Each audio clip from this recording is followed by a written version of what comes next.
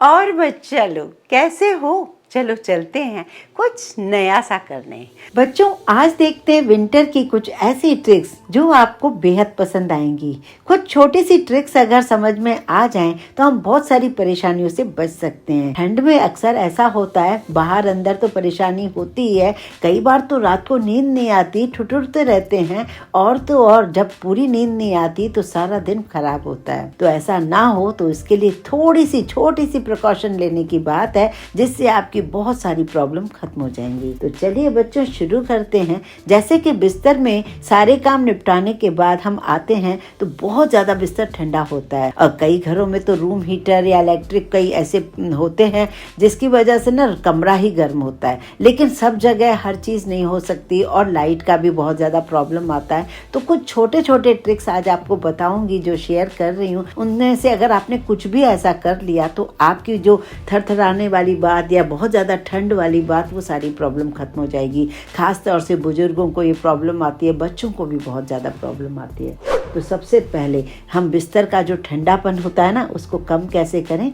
तो उसके लिए जैसे हमारे घर में कोई भी पुरानी शॉल है, उसको हम यूज़ नहीं कर रहे, तो गर्म होती है ना शॉल को अपने चादर के ऊपर एक बार डाल दीजिए। उसके बाद ना ब्लैंकेट को ढक कर रखिए, और फिर जब रात को जब आप सोने जाओगे ना तो आपको काफ़ी गर्माई मिलेगी। ये छोटी सी ट्रिक है, आप आजमा कर देखिए। कोई भी पुरानी शॉल जिसको आप यूज़ नहीं करते हो, वो आप नीचे से डालकर ऊपर से कंबल को डालकर छोड़ दीजिए। अब जब आप सोओगे ना तो ठिठुरने वाली ठंड या जिसकी वजह से आपको बहुत परेशानी हो, वो प्रॉब्लम नहीं आएगी।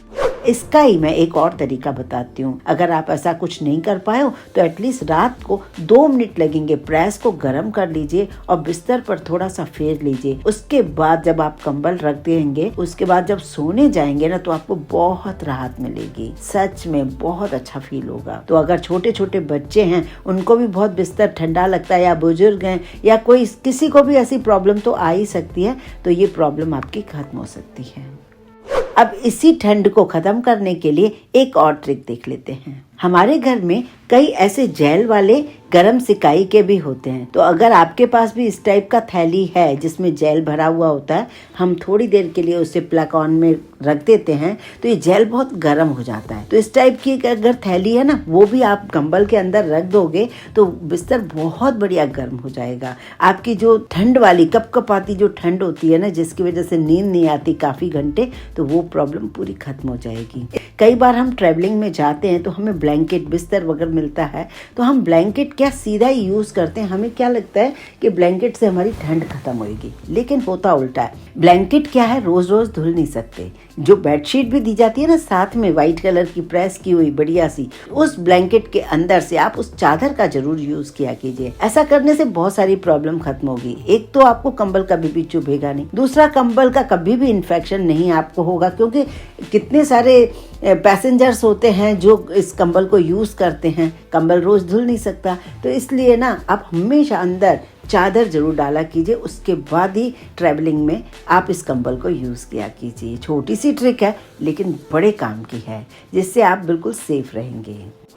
अब बारी आती है एक और ट्रिक आपको दिखाती हूँ। कई बार हमारे घर में ना लंबे से सॉक्स होते हैं, और लंबे से सॉक्स ना सबको नहीं पसंद आते, तो मैं इन सॉक्स को ना कट कर लेती हूँ। आपको लगेगा इतने नए सॉक्स कट क्यों कर रहे हो, तो मैं कट करके आपको इसका बढ़िया सा एक ट्रिक बताती हूँ। आप भी अब नए मोजे हो पुराने मोजे हो, उसको काटोगे जरूर। ये ट्रिक आपको बेहद पसंद आएगी। अब चलते हैं बच्चों ठंड में एक और ट्रिक बताने, जैसे कि हम डबल मोजे पहने। मैं तो अक्सर इस तरीके से स्टॉकिंग्स वगैरह पहन के रखती हूँ, जिसकी वजह से ना उसके ऊपर एक डबल सॉक्स और डाल के रखती हूँ, जिससे फ़ायदा ये होता है कि मुझे ठंड कम लगती है। अब सारा दिन मुझे खड़े रहना होता है, चलना फिरना होता है, तो मैं आराम से इससे यूज़ करती हूँ दोनों सॉक्स को। आप भी इस तरीके से करेंगे तो आपकी भी ठंड काफ़ी कम हो जाएगी। पुरानी लेगिंग्स पड़ी हो, बच्चे नहीं पहनते हैं, या फिर साड़ी के नीचे सूट के नीचे लेगिंग पहनेंगे ना, या डबल सॉक्स पहनेंगे, तो आपको बहुत सारी ठंड से राहत मिलेगी। काम तो करना पड़ता ही है, रात तक ठंडा पानी रहता है, बर्तनों को, किचन को, सबको देखना होता है,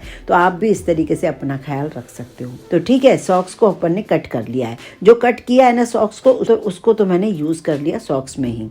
और बाकी का जो ऊपर का पीस है ना, उसका क्या यूज़ करने वाली हूँ, चलो वो भी देख लेते हैं। उनको मैंने ले लिया और साइड से दोनों जो हमारे थंब वाला साइड होता है ना, वहाँ पर आप छोटा सा कट कर लीजिए कैंची से। आप चाहें तो बाद में आपको टाइम हो तो जैसे काज होता है ना, काज भी अपन कर सकते हैं जिससे ये ज़्यादा नहीं फटेगा। उसे आप इस तरीके से पहनिए। अब अपना मोबाइल यूज़ कीजिए, लैपटॉप यूज़ कीजिए, या जो भी आप काम करेंगे ना, तो अब आपकी फिंगर्स जो है ना काम करेंगी, लेकिन ठंड आपको बिल्कुल नहीं लगेगी।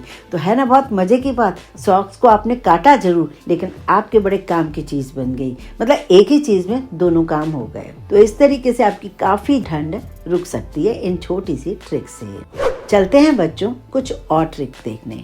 अक्सर कई बार हम लोग बाहर जब जाते हैं स्वेटर्स डाल के जाते हैं, लेकिन शॉल अगर ऊपर से डाल के जाते हैं तो शॉल क्या है, थोड़ी अजीब सी लगती है। मतलब बड़े बुजुर्ग जो पहनते हैं ना, बस वैसी शॉल लगती है। तो शॉल को थोड़ा सा इस तरीके से बना लीजिए, जैसे कि मैं आपको दिखा रही हूँ पहना के। इस तरीके से मार्केट से भी बनी हुई भी शॉल मिलती हैं। अगर आपने इस तरीके से शॉल को कैरी किया तो वो बहुत सुंदर भी लगती है। इस शॉल को कैसे बनाया जाता है उसकी लिंक मैं दे दूँगी। आपके घर में कोई भी शॉल हो उसको इस तरीके से बनाया जा सकता है।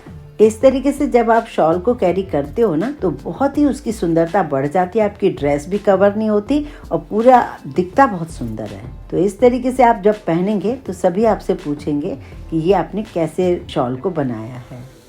इस टाइम आपने नोटिस किया होगा बहुत ज़्यादा फॉग की वजह से जो लोग चश्मा पहनते हैं उनको बहुत ज़्यादा प्रॉब्लम आती है। जैसे गाड़ी पे कहीं जा रहे होते हैं, ऐसे में अगर उनके चश्मे पर जो फॉग का इफेक्ट आ जाता है जिससे दिखता नहीं है, बहुत ही ज़्यादा प्रॉब्लम आती है। एक्चुअल जिन्हें होती है तो आपको एक छोटी सी ट्रिक बताती हूँ। जैसे कोई भी डिश वॉश आप ले लीजिए और फ्रेम के ऊपर लगा लीजिए दोनों तरफ से, चश्मे के दोनों साइड से आप लगा कर 2 मिनट के लिए उसे छोड़ दीजिए। कोई भी लिक्विड जेल जो भी आप यूज करते हो बर्तनों के लिए या फिर कपड़ों के लिए, उसको आप लगाकर 2 मिनट के लिए छोड़ दीजिए। 2 मिनट बाद उसे आप पेपर नैपकिन से अच्छे से क्लीन कर लीजिए। क्लीन करने के बाद इसका जो इफेक्ट आ रहा था पहले फॉग वगैरह का, तो वो प्रॉब्लम नहीं आएगी, बिल्कुल ये क्लीन हो जाएगा। एक बार इस ट्रिक को आजमा कर जरूर देखिए। और हाँ बच्चों, ठंडों में कंबल पर या फिर किसी रजाई पर कवर कैसे चढ़ाया जाता है वो भी बहुत ही सरल तरीका मैंने आपको बताया है। अगर आपने वो तरीका नहीं देखा, आप भी परेशान होते हो उसे कवर चढ़ाने में, तो उसकी लिंक यहाँ मैं दे देती हूँ। उससे आप देखकर आराम से आप कवर चढ़ा सकते हो। छोटी सी ट्रिक है, उसे जरूर फॉलो कीजिए। इस तरीके से क्या होता है, जो बड़ी से बड़ी रजाई होती है ना, कवर उस पर आसानी से आप चढ़ा सकते हो। कवर चढ़ाने से होता ये है, एक तो वो चुभता नहीं है और दूसरा वो सेफ रहता है। तो जब भी हमें कुछ खराब हो कवर, तो बस उसको धोना बहुत ही आसानी हो जाती है। अब प्रॉब्लम कहाँ आती है मैं आपको बताती हूँ। सर्दियों में होता क्या है, खास तौर से बच्चे खींचातानी करते हैं ना रजाइयों को, तो ऐसे में जो 4 कोने होते हैं ना रजाई के, वो बिल्कुल अलग हो जाते हैं। मतलब बीच में रजाई हो जाती है, कोने बिल्कुल खाली हो जाते हैं। तो ऐसा ना हो, तो इसके लिए मैंने लास्ट ईयर भी आपको एक ट्रिक बताई थी कि आप ना एक जो बटन होते हैं, बटन को 4 कोनों पे आप टाक दीजिए। पर वो ट्रिक तो बहुत ही अच्छी थी, आपको पसंद भी बहुत आई। पर कई मेरे व्यूअर्स मुझे यही पूछ रहे थे कि अगर हमने टाका लगा दिया, फिर जब हमें कवर धोना है तो फिर क्या हम बार बार उसको खोलते रहें? तो चलिए मैं आपकी वो प्रॉब्लम भी सॉल्व कर देती हूँ। 4 कोनों को ले लेते हैं और 4 हम ना इस तरीके से सेफ्टी पिन ले लेते हैं और 4 हम बटन भी ले लेते हैं। मैंने तो बटन ले लिए, आप मोती भी ले सकते हैं। अगर हम ऐसे ही पिन लगाएंगे तो होगा क्या, ये पिन ना हमारे कपड़ों को, रजाई को फाड़ सकती है। अगर पिन के अंदर हम बटन या फिर कोई मोती फंसा देंगे, उसके बाद इन 4 कोनों में अगर आपने इस तरीके से सेफ्टी पिन लगा दी, तो आपके कोने कभी भी रजाई छोड़ेगी नहीं। रजाई बिल्कुल बराबर बनी रहेगी, चाहे बच्चे खेलें चाहे कूदें। या फिर ये भी हो सकता है कि मतलब बहुत ही बढ़िया, जब आपको धोना है इसको वापस, तो बस पिन को निकाल दीजिए और आप फिर से धो लीजिए। तो इस तरीके से आपकी मोटी मोटी रजाइयाँ खराब नहीं होंगी, उन्हें धोने की जरूरत ही नहीं, सिर्फ कवर ही धोना काफ़ी है। ऐसे कई बार कंबल भी चुभते हैं तो उनमें भी हम कवर चढ़ा देते हैं, तो इससे हमारा काम बड़ा आसान सा हो जाता है। ये छोटी सी ट्रिक है, आजमा कर जरूर देखिए। 4 कोनों पर मैंने इस तरीके से बटन लगाकर इस सेफ्टी पिन को लगा दिया है, ये देखिए। अब आप जैसे भी इसे रखना चाहेंगे, ये आपको प्रॉब्लम नहीं देगी।